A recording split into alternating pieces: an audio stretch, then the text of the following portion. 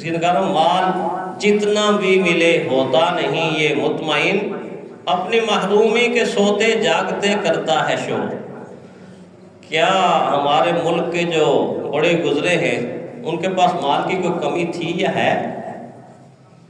ہمارے مرحوم وزیر اعظم ذوالفقار علی بھٹو کی کتنی زمین ہے، کتنے گھنٹے ان کی زمین کے اندر ٹرین دوڑتی ہے، ٹرین چلتی رہی۔ محترمہ زرداری صاحب، اللہ تعالیٰ ان کی قبروں پر رحمتیں برسائے، مرنے والوں کے لیے دعا کرنی چاہیے۔ اور موجودہ زمانے کے لوگوں کو دیکھیں، لیکن یہ ایسی چیز ہے کہ جو ہوتی ہے تو اللہ کے نبی نے فرمایا اور ہونے کی تمنا پیدا ہوتی ہے۔ جس کو پورا ملک پاکستان کا لکھ دے کہ کراچی سے لے کے خیبر تک یہ ملک تیرا ہے، تو وہ کہے گا ہندوستان بھی میرا ہونا چاہیے ہندوستان بھی میرا ہونا چاہیے۔ ہندوستان بھی لکھ کے دیتے چلو یہ دونوں جڑواں ملک ہیں، حالانکہ ہندو ہمیں دیں گے نہیں، ویسے مثال عرض کر رہا ہوں، مثال کہہ رہا ہوں۔ اچھا ہندوستان بھی تیرا ہے، پاکستان بھی تیرا ہے، اگلی خواہش یہ کہ ایران بھی میرا ہونا چاہیے۔ اچھا ایران میں منت شکر کر لیں ان کو، یار تم نے کبھی ہم سے وفا نہیں کی، چلو ایک کر لو، ہمیں یہ ملک دے دو۔ اگر دے ہی نہیں، ایران بھی اور ہندوستان بھی اور پاکستان بھی جب مل جائے گا تو کسی انسان کو جب مل جائے گا تو وہ کہے گا افغانستان بھی میرا ہونا چاہیے افغانستان بھی میرا ہونا چاہیے۔ افغانستان بھی مل جائے اس کو اور عربستان بھی اس کو مل جائے، امریکہ سے لے کر یہاں تک، مشرق سے لے کر مغرب تک، جنوب سے لے کے شمال تک، ساری اس دھرتی کی بادشاہت بھی مل جائے تو آگے سے کہے گا اللہ اگر ایسی ایک اور دھرتی پیدا کر دیتا میں اس کا بھی بادشاہ بنتا۔ اللہ کے نبی کی حدیث کا مفہوم بیان کر رہا ہوں۔ حضور نے فرمایا کہ ابن آدم کو سونے کی اگر ایک وادی دے دی جائے، سونا ہی سونا، سونا ہی سونا، ایک نظر کہے گا بڑا خوش ہوگا یار سب کچھ مل گیا، تھوڑی دیر کے بعد تمنا ہوگی یار سامنے والی جو وادی ہے وہ بھی مجھے ملنی چاہیے۔ ایسی ہرس ہے یہ کبھی بھی کمپلیٹ نہیں ہوتی، مکمل نہیں ہوتی۔ ایسی پیاس ہے کہ جو بجھتی نہیں ہے بلکہ اور پیاس لگا دیتی ہے، اور پیاس لگا دیتی ہے، اور ہے کتنی ناپائیدار، اتنی ناپائیدار کہ آج تک اس دنیا نے، اس مال نے کسی سے وفا نہیں کی، کسی سے وفا نہیں کی۔ ہم دیکھتے ہیں کہ یہیں پر سب کچھ ہوتا ہے اور مال والا چلا جاتا ہے، نہیں جاتا ساتھ، نہیں جاتا ساتھ۔ دری دنیا کسے یاری نہ دیدم، اگر دیدم وفاداری نہ دیدم، کہ دنیا کے ساتھ کسی نے یاری اور دوستی پکی دنیا نے کی ہی نہیں کسی کے ساتھ، اور اگر دوستی کچھ لگاتی بھی ہے تو وفا نہیں کرتی، بے وفا دنیا۔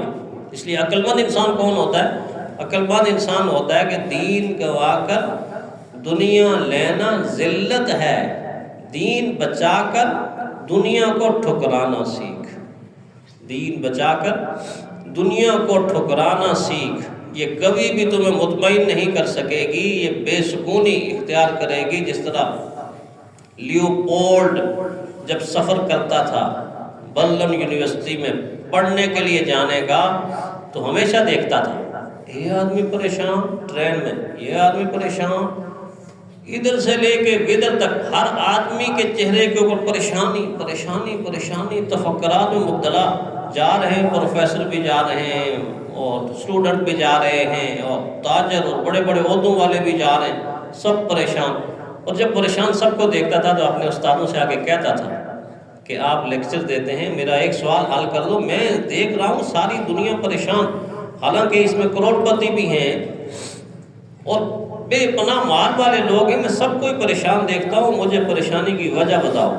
تو اس کے استاد پروفیسر اس کو بڑا مطمئن کرتے، اس طرح یہ اس وجہ سے ہوگی، اس وجہ سے ہوں گے، اس کو اطمینان نہیں آتا تھا۔ سوال کرنے کے بعد جواب تسلی بخش نہیں ملتا تھا، اور تسلی بخش جواب ملا کیسے؟ اللہ کی یہ کتاب جو آپ نے کھولی ہے نا، یہ ایسے کھولی تو کھولنے کے بعد کیا دیکھتا ہے کہ سورۃ تکاثر اس کے سامنے پہلی آیت، الہاکم التکاثر حتی زرتم المقابر۔ بس اس نے ٹرانسلیشن پڑھی، ترجمہ دیکھا، نیچے ترجمہ دیکھا تو وہ حیران رہ گیا، ایک عجیب سا اس کے اوپر جذبہ اور کیفیت پیدا ہوئی۔ ترجمہ یہ بنتا تھا کہ مال کی بہتات نے تمہیں ایسی غفلت میں ڈال دیا ہے کہ یہ غفلت جاری رہے گی اور تم قبر کی دیواروں سے جا ٹکراؤ گے۔ الہاکم التکاثر حتی زرتم المقابر، تم پریشان رہو گے، غفلت میں رہو گے، یہاں تک کہ قبر کی دیواروں کے ساتھ جا کے ٹکرا جاؤ۔ اس وقت اس کو سمجھ آئی کہ یہ مال کی وجہ سے ہی تو پریشان ہے، مال ہوتے ہوئے مال کی وجہ سے پریشان۔ تو وَمِمَّا رَزَقْنَاهُمْ وَمِمَّا رَزَقْنَاهُمْ، ہم نے جو رزق آپ کو دیا اس میں سے وہ خرچ کرتے ہیں۔ ایک اشارہ تو میں نے آپ کو بتا دیا کہ یہ کہہ کے کہ ہم نے دیا ہے، انسان کا غرور، تکبر اور غلط فہمی کو توڑ کے رکھ دیا، تمہارا کچھ نہیں، میرا دیا ہو۔ دوسرا اس کے اندر باریک سا اشارہ یہ ملتا ہے، اللہ تعالیٰ یہ کہنا چاہتے ہیں کہ دیکھو رزق حلال میں سے خرچ کرنا۔ وہ کیسے معلوم ہوا؟ اللہ تعالیٰ کسی انسان کو رزق حرام نہیں دیتے، حرام انسان خود کماتا ہے اپنے ارادے کے ساتھ، اپنے عمل کے ساتھ اللہ کی حلال کی ہوئی چیزوں کو بھی حرام کر دیتا۔ بکری حلال ہے نا، اللہ تعالیٰ نے دی، تو جو اس کی ملکیت ہے وہ حلال ہے، تو دوسرے کی پکڑ کے ذبح کر کے بریانی بنا لے تو حلال ہے، وہ حلال بھی حرام ہو گئی، حالانکہ اللہ نے اس کو حلال کیا۔ یعنی انسان اپنے عمل کے ساتھ بعض مرتبہ اللہ کی حلال کی ہوئی چیزوں کو بھی حرام کر دیتا ہے، اس کے لیے حلال رکھا ہوا ہے، لیکن بجائے اس کے کہ محنت سے حاصل کرے، سوچتا ہے یار محنت کروں گا تو سارا دن لگ جائے گا، میں دیکھتا ہوں ذرا یہ چھوڑ کر، یہ دنیا چھوڑ کر اس کا جو مالک ہے کس وقت غفلت میں ہوگا، جب غفلت میں ہوگا تو میں جا کے سارے کا سارا لے لوں گا، ڈاکے کے ذریعے سے، چوری کے ذریعے سے۔ اب لکھا ہوا تھا اللہ نے حلال کہ یہ اس کے لیے حلال ہے، یہ محنت کرے گا تو یہ مالک اس کو مزدوری دے دے گا، بجائے مزدوری کے اس نے کیا کیا کہ اس نے چوری اختیار کر لی۔ ملا اس کو اتنا ہی جتنا اس کے مقدر میں تھا، لیکن اس نے راستہ غلط اختیار کر کے اللہ کے حلال کو بھی حرام کر دیا۔ اس میں اشارہ ہے مِمَّا رَزَقْنَاهُمْ، ہم نے جو تمہیں رزق دیا ہے، مطلب یہ ہے کہ ہم تمہیں حرام نہیں دیتے، اگر حرام کما لو گے اور پھر میرے راستے پر خرچ کرو گے تو پھر گندے مال کو تمہارا جیسا انسان قبول نہیں کرتا، میں کیسے قبول کروں؟ حرام اللہ قبول نہیں کرتا۔ لہٰذا ہم لوگوں کے لیے وارننگ ہے اس کے اندر کہ اگر ایسا کرو گے تو پھر میرے پاس ہی آؤ گے۔ سارے کے سارا دن رشوت لے رہا ہے، رشوت لے رہا ہے، رشوت لے رہا ہے، چائے پانی کہہ کے پتہ نہیں سینکڑوں اور بیسیوں نام رکھ کے رشوت لے رہا ہے، اور مہینے کے بعد دیگ پکا کے کہتا ہے یہ ذرا دادا دربار میں جا کے تقسیم کرنا، دادا دربار میں جا کے تقسیم کرنا۔ یہ دیگ نہیں ہے، یہ آگ ہے، اور آگ کے انگارے، یہ حرام ہے، غلاظت ہے، جو خود بھی کھا رہا ہے اور دوسروں کو بھی کھلا رہا ہے۔ رشوت کا پیسہ، سود کا پیسہ، حرام کا پیسہ، غصب کا پیسہ، وراثت تقسیم نہیں کرتا اور بہنوں کا حق اس میں ہے۔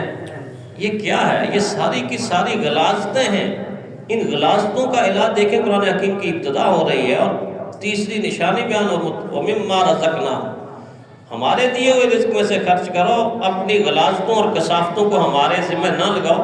اللہ کو محتاج تھوڑا ہے معاذ اللہ، اللہ محتاج نہیں ہے۔ اللہ زکوٰۃ بھی اگر زکوٰۃ کے بارے میں حکم دیتا ہے یا انفاق کے بارے میں تو حکم یہ دیتا ہے کہ اپنا مال اپنوں ہی پر خرچ کرو، اپنے جیسے بندوں پر خرچ کرو۔ اللہ کے ہاں تو کچھ نہیں جاتا، اس کا آتا ہے اجر انسان کے لیے، اللہ کو مال کا محتاج تو معاذ اللہ نہیں۔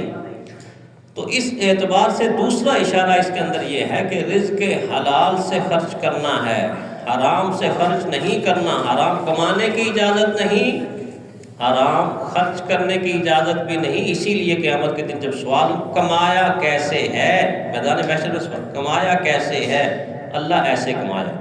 دوسرا سوال فوراً خرچ کہاں کہاں پہ کیا، خرچ کہاں پہ؟ عیاشی پہ خرچ کیا ہے، فضول خرچیوں میں خرچ کیا ہے کہ ایک ایک شادی کے اوپر لاکھوں نہیں بلکہ لوگ کروڑوں روپے لگا رہے ہیں، اور انہی کے محلوں کے اندر، انہی کے قریب بستیوں کے اندر لوگ فاقے سے اور خودکشی کر رہے ہیں، مر رہے ہیں۔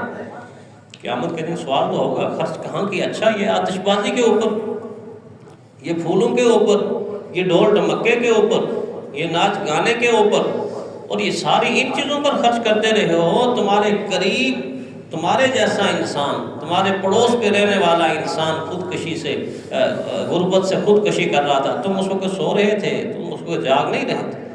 بڑا مشکل اور بڑا حساس معاملہ ہے، مال کا معاملہ بہت حساس معاملہ ہے، اس لیے اس میں توجہ کرنی چاہیے۔ مما رزقناہم ينفقون پر بہت توجہ کرنی چاہیے، بہت توجہ کرنی چاہیے کہ ہمارے دیے ہوئے رزق میں سے خرچ کرتے ہیں، انفاق فی سبیل اللہ کرتے ہیں، اور انفاق بھی ایسے جذبے کے ساتھ کہ بعض مرتبہ انسان ایسی حالت میں خرچ کرتا ہے کہ اس کی سخاوت سے اس کو اللہ کی قربت کا وہ زینہ مل جاتا ہے جو دوسرے انسان عبادات کے ساتھ حاصل ہی نہیں کر سکتے، باقی عبادات کے ساتھ۔ اور ایک عجیب بات ہے کہ اللہ نے ساری عبادتیں بھی مال ہی کے ساتھ جوڑی ہوئی ہیں، ساری کی ساری عبادتیں اللہ تعالیٰ نے مال کے ساتھ جوڑی ہوئی۔ دیکھیں نماز ہے تو جس کے پاس مال نہیں، دولت نہیں، سرمایہ نہیں، کچھ بھی نہیں، تو نماز کیسے پڑھے گا؟ کچھ کھائے گا تو پڑھے گا نا بھائی، کچھ جسم میں جان ہوگی تو نماز پڑھے گا، اٹھے گا کیسے؟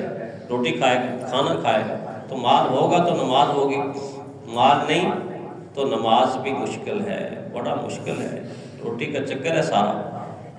اس لیے نماز کے لیے مال ضروری، اچھا حج کے لیے سراسر مال ضروری، آنے جانے کا خرچہ ہی کوئی نہیں، کیسے حج کرے گا؟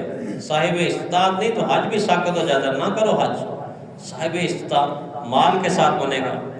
روزہ مال کے بغیر نہیں، سحری نہیں کرے گا کیسے روزہ رکھے گا؟ شام کو افطاری بھی اس نے کرنی ہے۔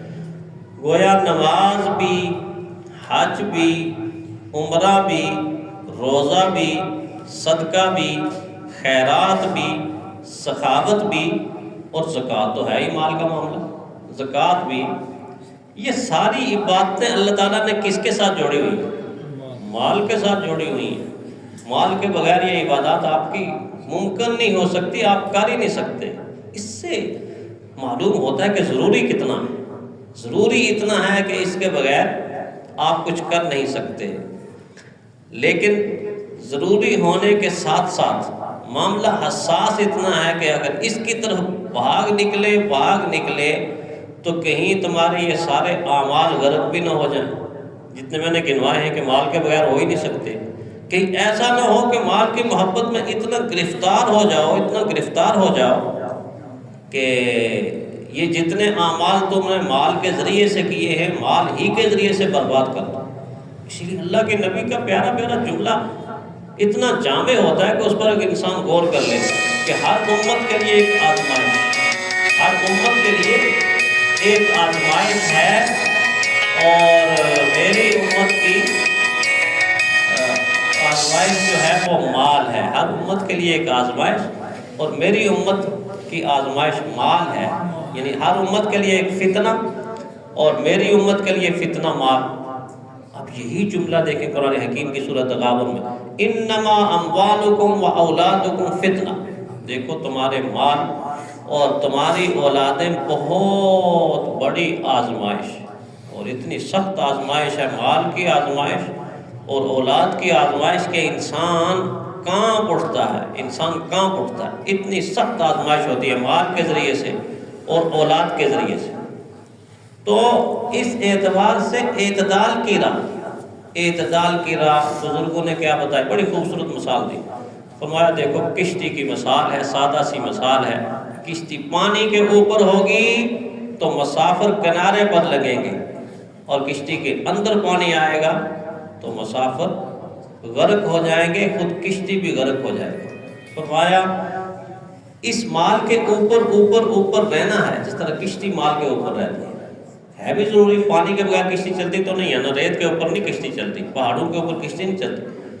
جس طرح پانی کا کشتی کو چلنے کے لیے ضروری ہے کہ پانی میں چلے گی، اس طرح مال کا انسانی زندگی میں ہونا ضروری ہے کہ اس کے بغیر انسانی زندگی کی کشتی چل نہیں سکتی۔ کشتی تب چلے گی انسانی زندگی کے مال ہوگا۔ لیکن دوسری بات بتائی کہ اوپر چلے گی تو کنارے پر لگائے گی، پانی اچھل کے اندر آ جائے گا تو غرق ہو جائے گی۔ فرمایا انسانی زندگی کی کشتی اگر اس کے اوپر رہے گی تو جنت میں جائے گی، اور اگر یہ مال ادھر سے اچھل کر دل کے اندر آ گیا اور دل کی جگہ پکڑ لی، ہرس پیدا ہو گئی، ہوس پیدا ہو گئی، لالچ پیدا ہو گئی، مال کی محبت آئے گی، مال کی محبت نکل جائے گی، پھر انسان نہیں کامیاب ہو سکتا۔ کتنا خوبصورت جملہ، نہ ترک دنیا نہ غر کے دنیا، بڑا پیارا جملہ ہے، نہ ترک دنیا، دنیا کو چھوڑ چھاڑ کے بھی تم زندگی نہیں گزار سکتے، اور نہ غر کے دنیا کے ایسے غرق ہو جاؤ کہ دنیا ہی دنیا، دنیا ہی دنیا۔ تو اس اعتبار سے یہ جو تیسری علامت ہے اس پر ہمیں غور کرنا چاہیے کہ کیا اللہ تعالیٰ کے قائم کیے ہوئے جتنے پیمانے ہیں مال کے حساب سے، زکوٰۃ کے تو احکامات ہی الگ ہیں، انشاءاللہ زکوٰۃ کی تفصیل آگے آئے گی، لیکن خرچ کرنے کے حوالے سے ہم سوچیں کہ کس جذبے سے ہم خرچ کر رہے ہیں، کس مال سے ہم خرچ کر رہے ہیں، اور جتنا خرچ کرنے میں ہم احتیاط کریں گے اتنا ہی اللہ کے ہاں اجر پائیں گے۔ دیکھیں بعض دفعہ ہم دیکھتے ہیں کہ نیکی کے کچھ درجے اللہ دین کے ذریعے سے ہم بتاتا ہے، 10 گنا اجر ملے گا، اور اس سے 700 گنا اجر ملے گا، اور بعض مرتبہ یہ بتایا جاتا ہے کہ مال کا بے حساب اجر ملے گا، مال کا بے حساب اجر ملے گا۔ یہ انسان کی حالت سے ہے، ایک انسان ہے مال خرچ کرتا ہے لیکن اخلاص کی بلندیوں پر نہیں جاتا، بہرحال اخلاص موجود ہے تو 10 گنا نیکی وہ پا لے گا۔ ایک ہے کہ اس سے زیادہ اخلاص ہے تو وہ 100 گنا تک چلا جائے گا۔ ایک ہے کہ اس کا مقصد ہی مال نہیں ہے بلکہ وہ اپنی ضرورت کو تج کر، اپنی ضرورت کو دبا کر دوسرے کی ضرورت کو پورا کرتا ہے، یہ وہ ہے جو بغیر حساب کے ہی جاتا۔ اس طرح حضرت علی رضی اللہ تعالیٰ عنہ کے بارے میں نہیں آتا کہ 2 دن ہم گھر میں موجود تھے، اپنے بیٹے صاحبزادے حضرت حسن کو جاؤ اپنی ماں سے، حضرت فاطمہ الزہرا رضی اللہ تعالیٰ عنہ سے، وہ 2 دن لے کر آ جاؤ۔ جب گیا وہ حضرت حسن پہنچے تو 2 درہم کا تقاضا کیا، وہ مانگ رہے ہیں، کوئی سائل باہر کھڑا تھا، حضرت فاطمہ الزہرا رضی اللہ تعالیٰ نے فرمایا آٹے کے لیے رکھے ہوئے نہیں ہے ہی یہی ہیں تاکہ بتا دوں، خبر دے دوں۔ تو وہ لے کے آ گئے، پتہ بھی چل گیا کہ آج صرف یہی گھر میں ہے، تو دونوں کے دونوں دے دیے، اور فرمایا کہ دوسرے کی ضرورت کو پورا کر کے فاقہ کر لینا یہ نیکی کا کمال ہے، یہ نیکی کا کمال ہے۔ تو ایک اعتبار سے بعض مرتبہ انسان نیکی کے اس درجے پر پہنچتا ہے کہ اللہ کہتا ہے پھر تیرا حساب کتاب کوئی نہیں، تو بغیر حساب کے ہی جنت میں تھا۔ جیسے حضرت عثمان رضی اللہ تعالیٰ عنہ نے جب 100 اونٹ غلے سمیت جب آئے تجارت کے اپنے، تو ہر ایک کتنی قیمت لینی ہے، کتنی قیمت لینی ہے، جب تاجروں کی ہوتی ہے نا عادت، وہ ریٹ لگاتے ہیں، ادھر مدینے میں قحط ہے تو کیا کہہ رہے ہیں، نہیں مجھے اس سے زیادہ مل رہا ہے، نہیں مجھے اس سے زیادہ مل رہا ہے، حیران پریشان تھے کون زیادہ دے رہا ہے، تاجر تو ہم ہیں سارے اکٹھے، اتنا لے لو اتنا لے لو اتنا لے لو، نہیں مجھے اس سے زیادہ مل رہا ہے، تو پریشان جب ہوئے کون دے رہا ہے زیادہ، فرمائے 100 اونٹ اور ان کے اوپر لدا ہوا غلہ، یہ سارا اللہ کی راہ میں تقسیم کرتا ہوں، غریبوں میں تقسیم کرتا ہوں، جو قحط زدہ لوگ ہیں ان میں تقسیم کرتا ہوں۔ پیارے پیغمبر صلی اللہ علیہ وسلم نے جب آپ کی سخاوت کا یہ عالم دیکھا تو اس وقت یہی جملہ ارشاد فرمایا، آج کے بعد عثمان کا مال کبھی بھی عثمان کو نقصان نہیں پہنچا سکے گا، یا آج کے بعد عثمان کا کوئی عمل عثمان کو نقصان نہیں پہنچا سکے گا۔